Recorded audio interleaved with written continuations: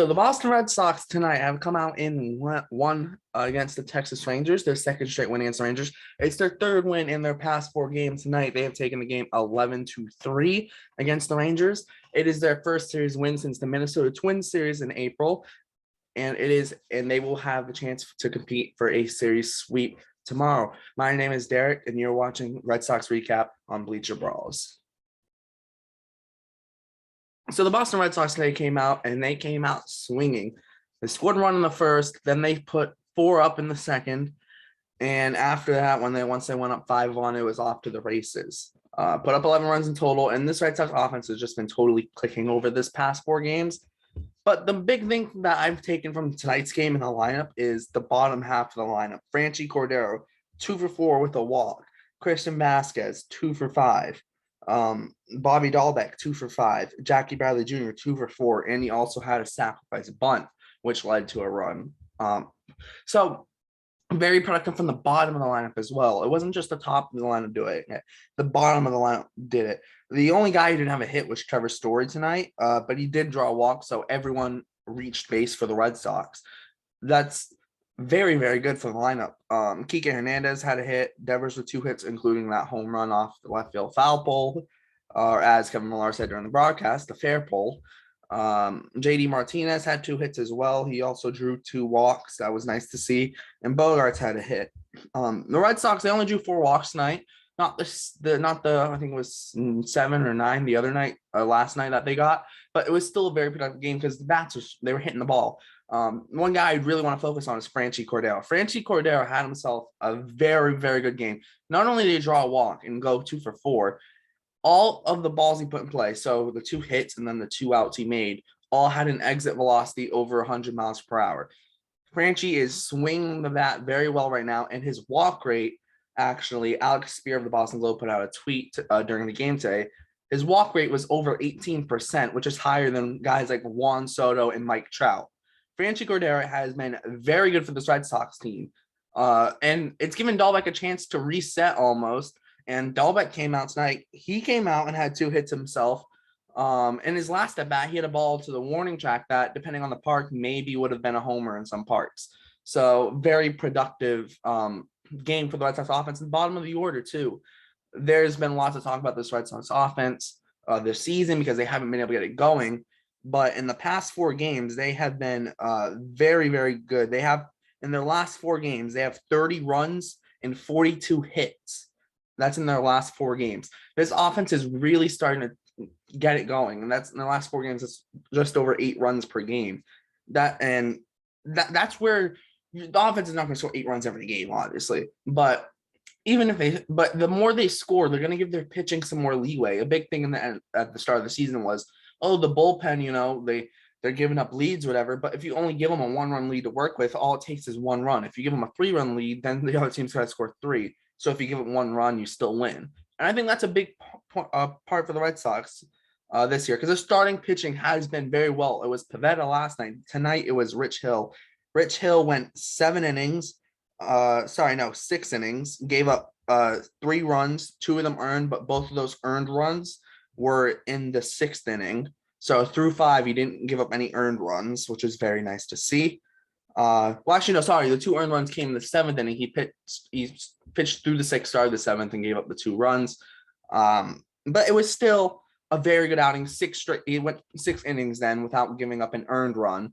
And the only run he gave up was unearned. And then in the 7th inning, he gave up a couple runs. But the bullpen came in and helped them out and didn't give up any runs after that. It was a very good game. Rich Hill didn't walk anyone. That's nice to see. Red Sox, as a pitching staff, only allowed 1 walk, and that was Sawamura in the 7th inning.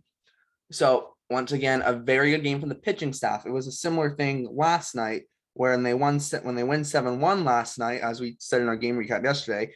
I don't think we really said it, but they only allowed 2 walks, and Nick Pivetta only had 1 walk in 7 innings last night. And tonight, in Rich Hill in 6+ innings, he didn't have any walks. Starting pitching this series in 13 innings hasn't only given up 1 walk. I think that's huge. Obviously, tomorrow will be a bullpen game. That's at least what it seems like. So there won't be a legitimate starting pitcher. So for the starting pitching for this series, it's only going to be these 2 games. But it's very nice to see how they aren't giving up walks. A big thing with Pivetta at the beginning of the year was he walking people. Rich Hill at the start of the year, he struggled, but in his last, I think, 3 starts, he's been very good. Pavetta's obviously turned it around. We have Whitlock in the rotation. Whitlock struggled a tiny bit in his last start, but he's still been solid. Evaldi looks like he's, doing Nathan Evaldi thing. Struggled a little bit his last start as well, but he's still Nate Evaldi. He's not going to just continuously struggle. And then Michael Wacha, although he is on the injured list right now, he's been lights out for the Red Sox. He's been absolute lights out for them. And he's probably been their best starting pitcher so far this year, even better than Evaldi. But it's nice to see this offense going and scoring runs. It really, really is. It's something that we should take note of because they haven't been doing it. And now they got what it was 30 runs in the last 4 games. And now they have one more game against Texas to go for a series sweep. I think that is huge. One thing I do want to bring up from the Texas Rangers side of things, though, Glenn Otto started, gave up 8 earned runs in 4 innings. The Rangers are a team where if they fall behind, I don't necessarily think they're going to just have some big comebacks this year. They feel like a team to me that they're going to win games. They got to get ahead early because their bullpen isn't the greatest bullpen ever. So they're going to need to start pitching. Otto had been good before the start with a 3.14 ERA, but after the start, it balloons up to 6.38. So not much to really say about their pitching. Also, they're hitting, like they only drew 1 walk as well. So that's good for our pitching. And the Red Sox weren't really hurt by anyone. Yes, the Rangers had 7 hits, but the only person who had 2 hits or more was Cole Calhoun with 2 hits. So Cole Calhoun's been killing the Red Sox a little bit. He had 3 hits in the first game. He's got 2 hits tonight. So hopefully they can keep him in check for the 3rd game. But even if not, you're not playing the Rangers again soon. So you'll be fine. You're not gonna have to face them again. They don't play. I don't know when they play Texas again, but they don't play Texas until the beginning of September, I think. Unless I've missed them on the schedule a different time. So yeah, they don't play them until the beginning of September.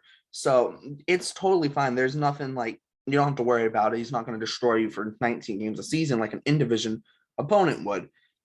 So overall, what I'm taking from this game is the Red Sox very good. And it looks like things maybe are starting to turn around. People might want to say Alex Cora's beard did everything that maybe played a little bit of role, at least for the team, and saying, "Oh crap, guy's shaving his beard because we're not winning. We got to turn something around." Maybe that had a little bit of a psychological effect on the team, but the team has really turned it around, and you got to really place on the bats because the bats were the thing that was kind of holding the team back, which is the big surprising thing because the bats are supposed to be the positive side, and the pitching was supposed to hold the team back.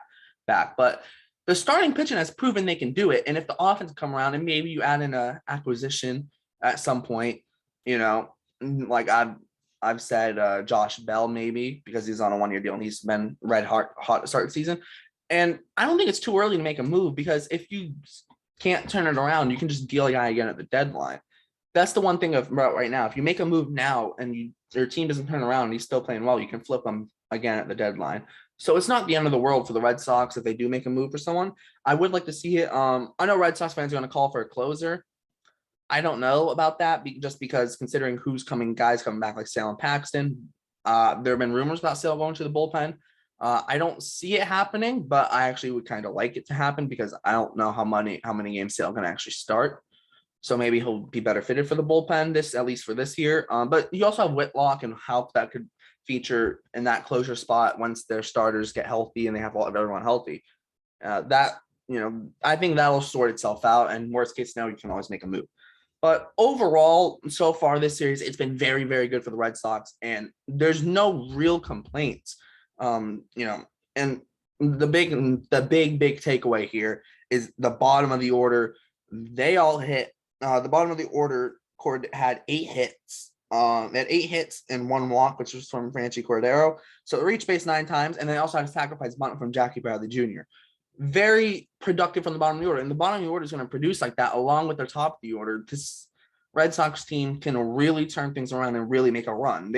And with the Blue Jays starting to struggle a little bit, there's a team that the Red Sox can get hot while the Blue Jays are struggling a little bit. They could catch the Blue Jays pretty dang quick. So that is going to be something to look forward to as we just have heard from Alex Cora that Austin Davis is going to start on Sunday, literally just broke now. He's starting to, the game, game 3 of this series against the Rangers. Austin Davis will start. Everything's fine with Houck. They just chose to go with Austin Davis. That's what it sounds like from core, but it will be a bullpen game. Expect to see Houck at some point. Probably Schreiber, maybe a couple other guys, because they're going to need that bullpen. And then after this Texas series, they return to Boston to play Houston. And that's pretty much it. Thanks for watching. Thanks for tuning in. Make sure to like, subscribe, hit the notification bell, share this video. Comment, you got any thoughts on it, let us know. We're going to be very active in the comments, so let us know any thoughts of anything you want to ask us. Let us know. We will have on Monday, we will have a video on the Los Angeles Angels. Are they going to be legit contenders this year? Find out. Wait to see and find out. Wednesday, we'll have a prospect pipeline in Brain Bayo. And then on Friday, we'll have another good video coming for you. We'll hold that one. You'll get to find out what that is on Monday when the Angels video comes out. So make sure to watch that. Another game recap tomorrow for the Ranger series. The series recaps record them right after the game, and they go up literally the next morning. So as soon as you wake up, you can just turn your phone on, turn your laptop on, turn your TV, if you have a smart TV on, and watch them. So you can get on that. See what, share this video, tweet it out, put it on whatever social medias. You know, we're starting to grow here, and we're going to be putting up tons of videos every single week consistently. So you're not going to want to miss it. It's covering the Red Sox right now, but trust me, we're going to have videos on the entire MLB. So be ready for that. Keep an eye out. And my name is Derek. You're watching Bleacher Brawls, and we'll see you next time.